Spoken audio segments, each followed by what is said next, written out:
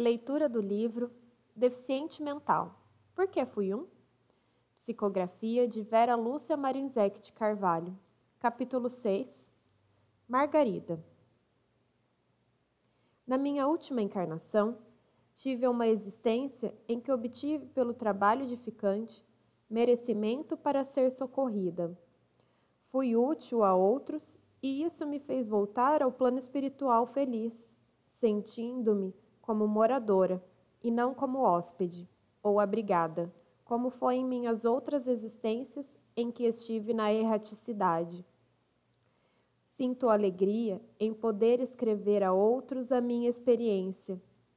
Encarnada, usei de toda a dedicação do meu amor para cuidar de órfãos abandonados e, entre esses, deficientes mentais, acolhidos na casa de caridade, no orfanato que ajudei com meu trabalho a ampliar e cuidar. Sonhava desde a minha infância cuidar de crianças, mas não queria casar ou ser mãe. Dava muito valor aos meus pais, à casa, à família, e sempre pensava nos pobres abandonados e tinha muita dó deles. Margarida, dizia mamãe, você deve pensar como suas irmãs, em namorar, casar e ter seu lar. Deus sabe o que faz, e ele deve ter motivos para deixar alguém órfão. Não será para alguém cuidar deles? Perguntava. Mas esse alguém não será você. Vamos, pense em coisas agradáveis. Está bem, mamãe, respondia sem convicção e continuava sonhando. E nesse sonho, cuidava de muitas crianças. Na adolescência, resolvi ser freira, irmã de caridade. Conhecia desde criança o orfanato da cidade vizinha, cuidado por freiras. Quis ser uma e trabalhar no orfanato. Papai foi contra no começo. Margarida, minha filha, já pensou bem? Você é tão novinha para ficar presa no convento. É o que quero, papai. Lá poderei cuidar dos órfãos. Insisti tanto que ele acabou por concordar. Sendo assim, levo você lá, mas só poderá receber o hábito após 2 anos. E nesse período, você pensará melhor.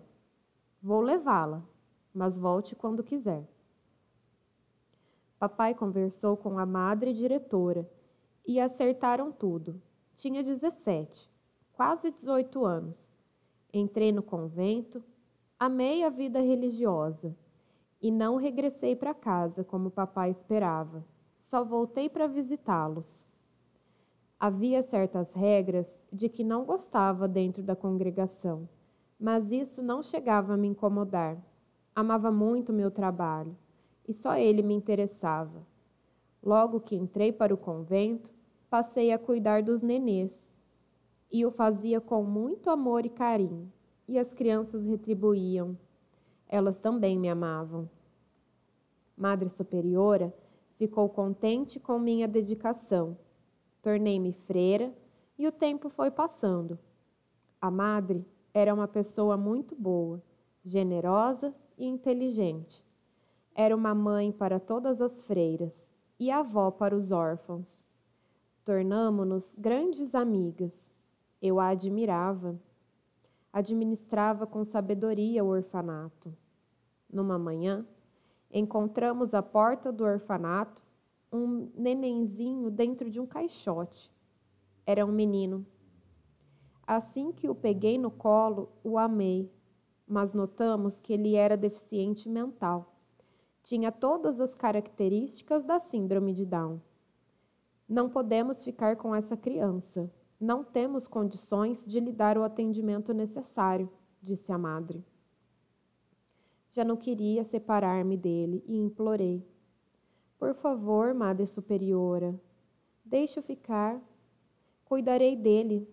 Hoje é dia de São Francisco. Vamos batizá-lo com o nome de Francisco. O santo nos ajudará. Por favor. Está bem, disse a madre. Vamos ficar com ele. Vamos chamá-lo de Francisco e você, irmã Margarida, cuidará dele. Só que ele poderá lhe dar muito mais trabalho. É uma criança doente. Para mim, trabalho não era problema. Fiquei feliz por ele poder ficar. Amei mais ainda Francisco por ele ser deficiente. Logo, a notícia se espalhou e meses depois recebemos mais 3 crianças deficientes mentais. Vieram de outro orfanato. Nossa diretora-geral que os mandou. A Madre Superiora me chamou. Irmã Margarida, o orfanato Nossa Senhora nos mandou essas 3 crianças deficientes mentais. Dizem que eles não têm condições de cuidar delas.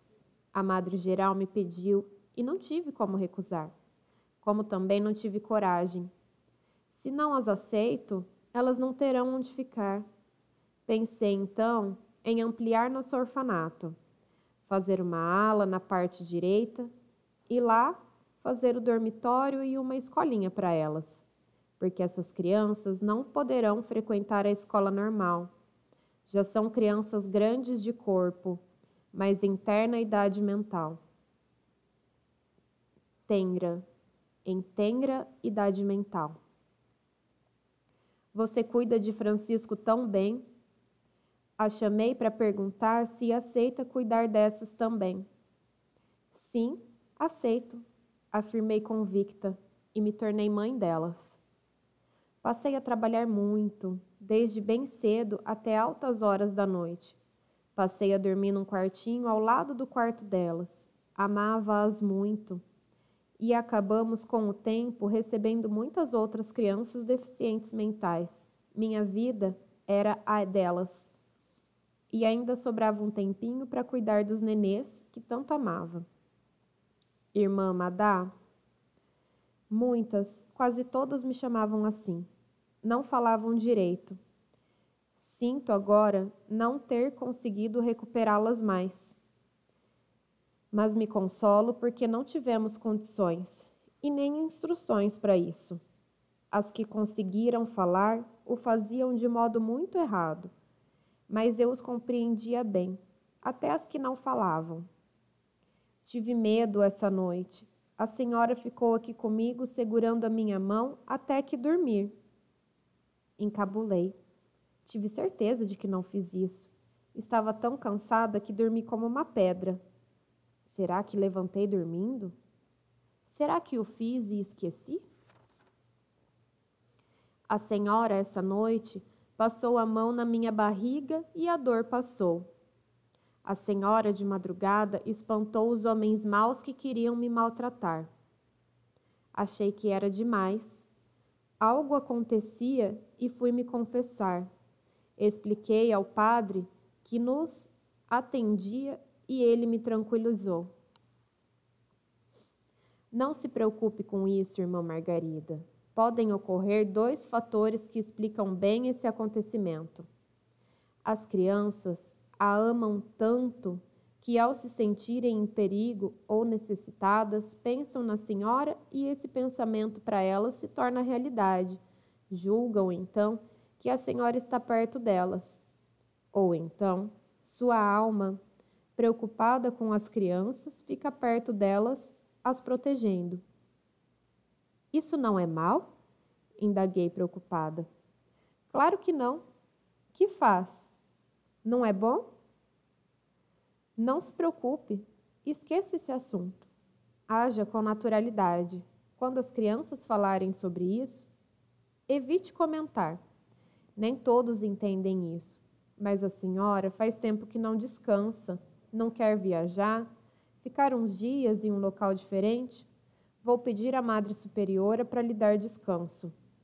Já fazia quase 16 anos que trabalhava sem descanso. Só me afastei do orfanato por 2 dias quando meu pai desencarnou. Estive com minha mãe. Como não respondi, o padre pediu à Madre Superiora para que me fizesse descansar. Ela, então, me mandou passar 1 mês em outro convento, situado numa cidade do litoral. Fui. Nos primeiros 3 dias me encantei com o lugar, mas depois me inquietei. Como estará Maria? Deixei-a doentinha. E Mário? Está tendo crises? Só fiquei 1 semana e voltei. Expliquei à Madre Superiora.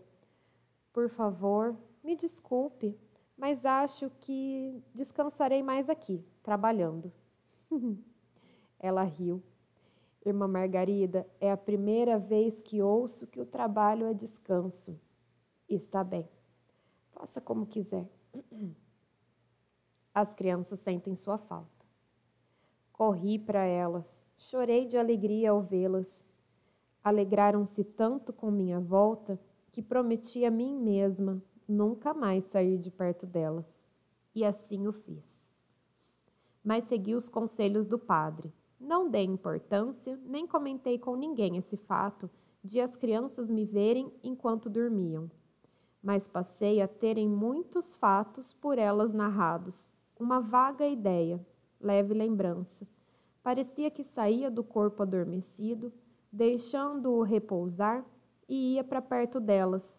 Conversava e as mimava, e voltava para o corpo quase na hora de despertar.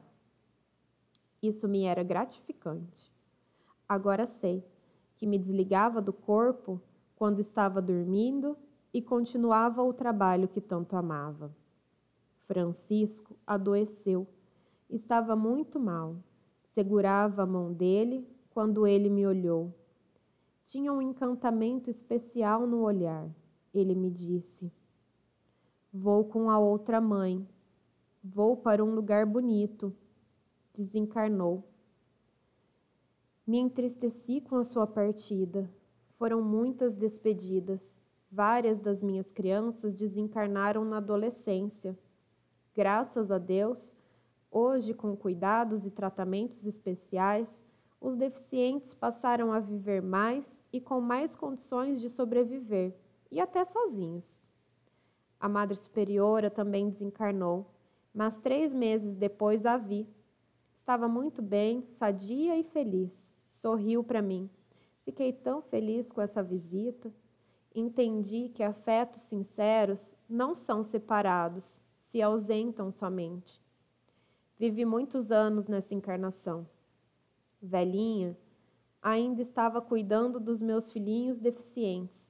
Começava a me preocupar. Sabia que não iria viver muito e me inquietava. Queria deixá-los bem amparados. As irmãs da congregação diminuíam e estávamos em poucas no orfanato. Foi então que, para minha tranquilidade, um grupo de senhoras veio nos ajudar. Muitas delas tinham estudos e muitos planos. Começaram a modernizar o orfanato. Médicos passaram a cuidar dos meus pequenos, que passaram a fazer muitas terapias. Comecei a ver os bons resultados. Tranquilizei-me.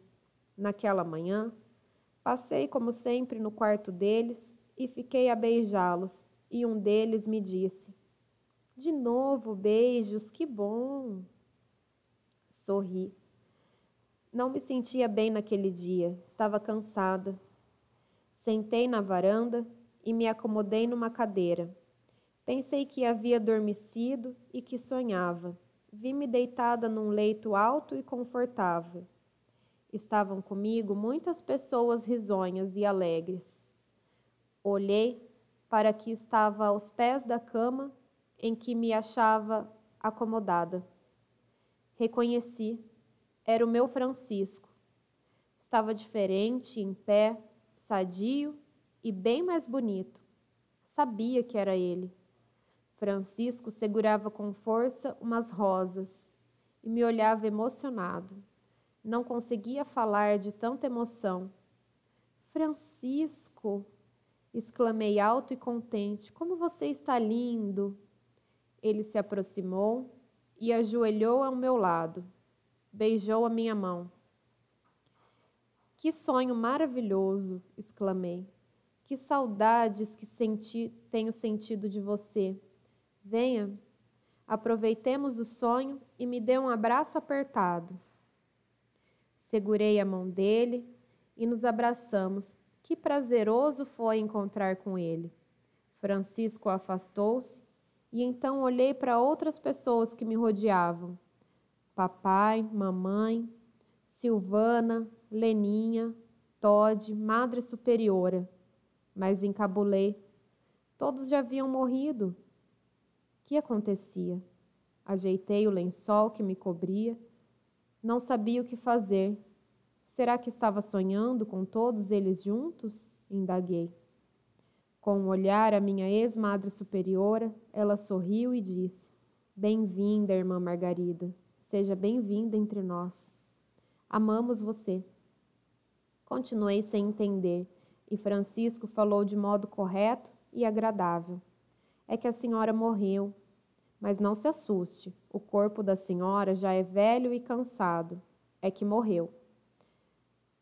Acharam-na morta na cadeira da varanda. E já foi um enterro. Todos sentiram muito, mas nós nos alegramos com a sua vinda. Está viva entre nós. Já fui julgada? Irei ao encontro de Deus? Perguntei ansiosa.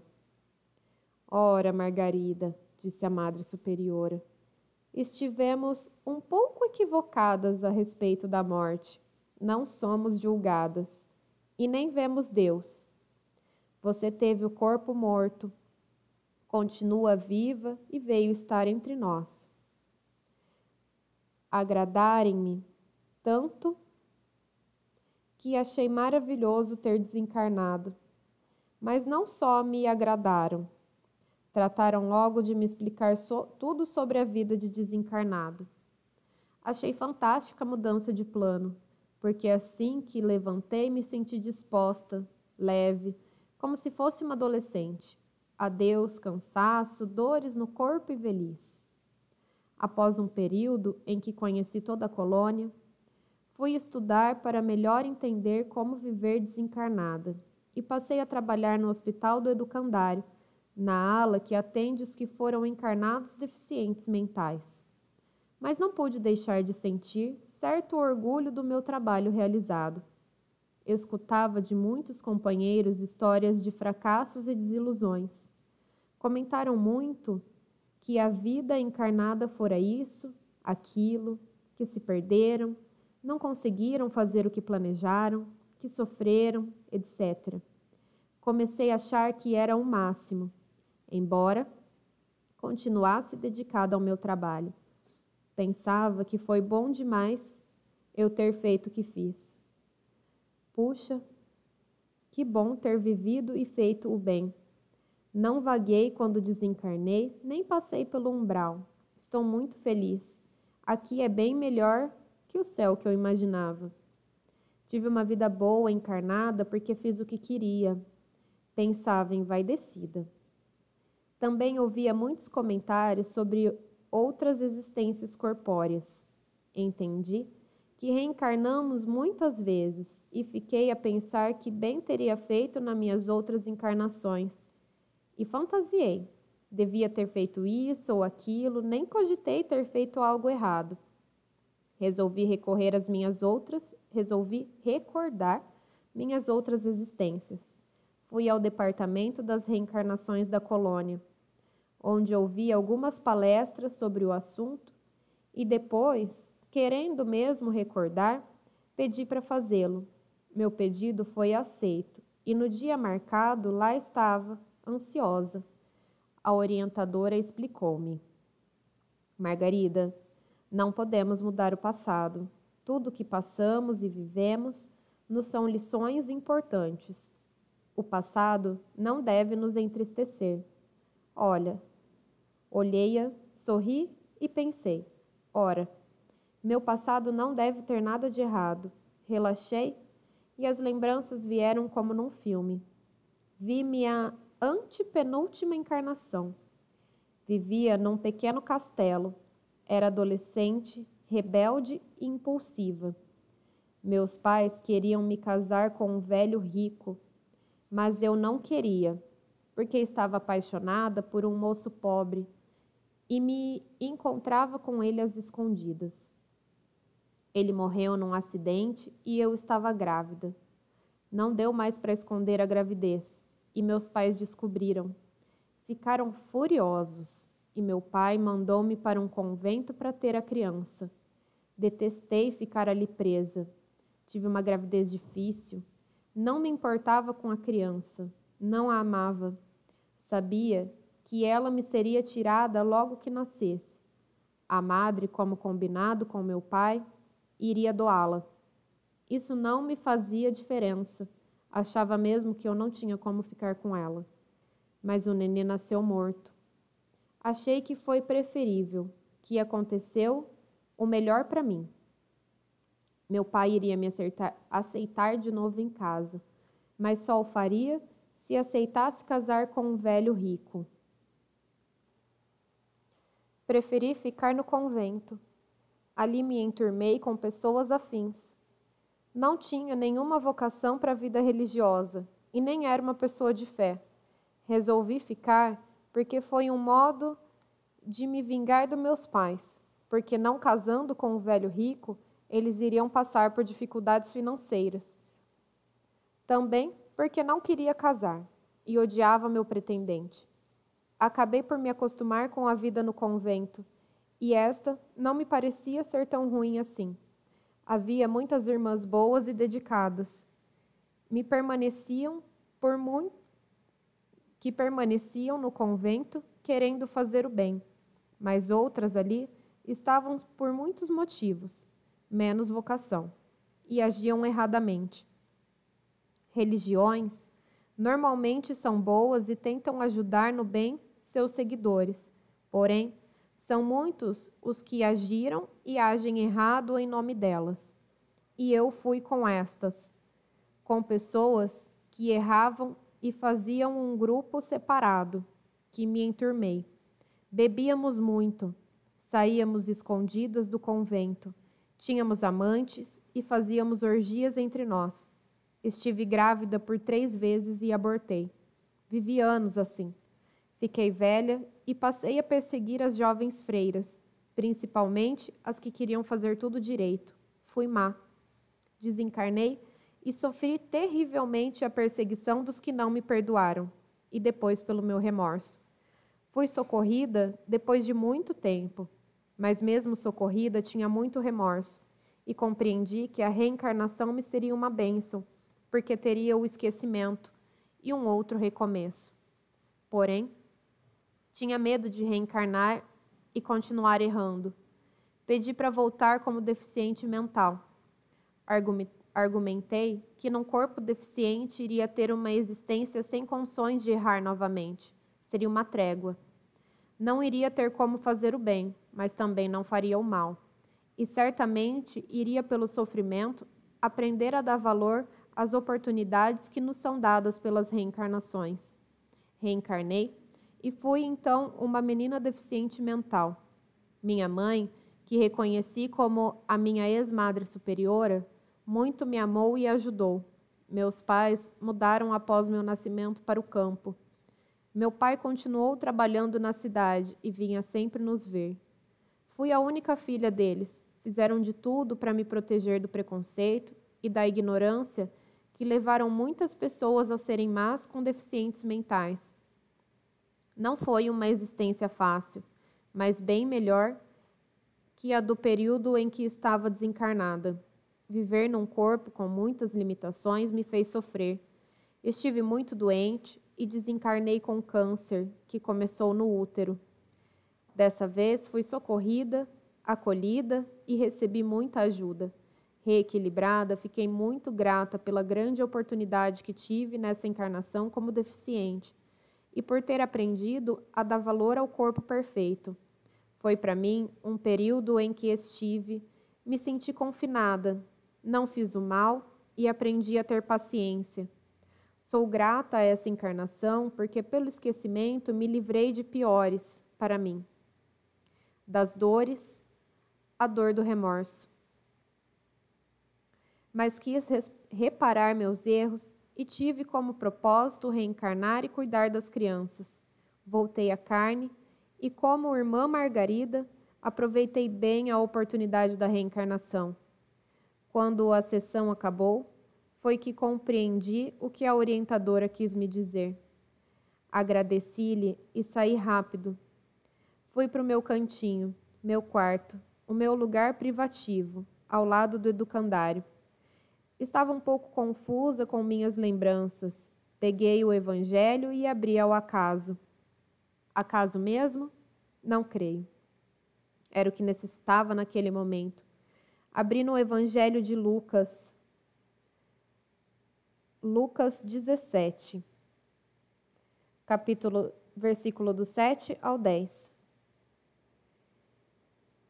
Que nos ensina sobre o nosso dever, que o Senhor não fica obrigado com o servo que faz tudo o que tinha que fazer. E termina dizendo: somos servos inúteis, fizemos o que deveríamos fazer. Compreendi a grande lição. Tudo o que fiz foi só em reparação dos meus inúmeros erros. Realizei o que havia pedido, implorado, planejado. E por esse trabalho aprendi a mais preciosa lição: amar. Recordar me fez muito bem. Me fez sentir como os outros que tiveram erros, sofreram, aceitaram e almejaram progredir. Meu orgulho evaporou. Não tinha razão de ser, como também cresceu em mim a vontade de cada vez mais ser útil. Estava feliz por ter conseguido ser serva, e meu objetivo seria ser uma serva útil ao Senhor. Vejo-me como uma sementinha que por muito tempo não fiz germinar por falta de dar a mim mesma a oportunidade. E esse ensejo entendo como a fé. E me dei esse fator quando estive na última romagem física como Margarida. Ao ter fé e crença, fiz com que minha semente germinasse, crescesse e desse frutos. E agora é só me alimentar, continuando a comparação agora entre a planta que cresceu e a sementinha que era. Devo fortalecê-la e também tenho consciência de que terei que podá-la para poder dar melhores frutos. Explicações de Antônio Carlos. Margarida não foi deficiente mental na sua última encarnação, mas sim na penúltima. Certamente, como normalmente acontece, teve uma causa. Ela pediu para passar por esse aprendizado, por essa dificuldade. O importante é que ela sentiu depois a necessidade de reparar seus erros e o fez com êxito. Hoje, é uma ótima trabalhadora de um hospital no plano espiritual, na parte infantil, e se prepara para vir ajudar uma instituição que abriga encarnados com deficiências. Ama o que faz. Como religiosa, teve dificuldades para entender suas saídas do corpo. Ainda bem que teve conselhos de um padre espiritualista. Margarida preocupava-se demais com suas crianças, mas o corpo cansado necessitava dormir, e seu espírito ativo continuava a trabalhar. Será que trabalho à noite enquanto meu corpo dorme? Muitos nos têm indagado. Depende, respondemos. Você é útil ao seu semelhante quando está desperto? Sabe sê-lo? Quase sempre, quando o nosso corpo está adormecido, continuamos o trabalho que fazemos despertos. Nem todos têm facilidades de sair do corpo, e alguns o fazem raramente. Muitos se encontram nessa saída com espíritos afins, e são normalmente afins mesmo.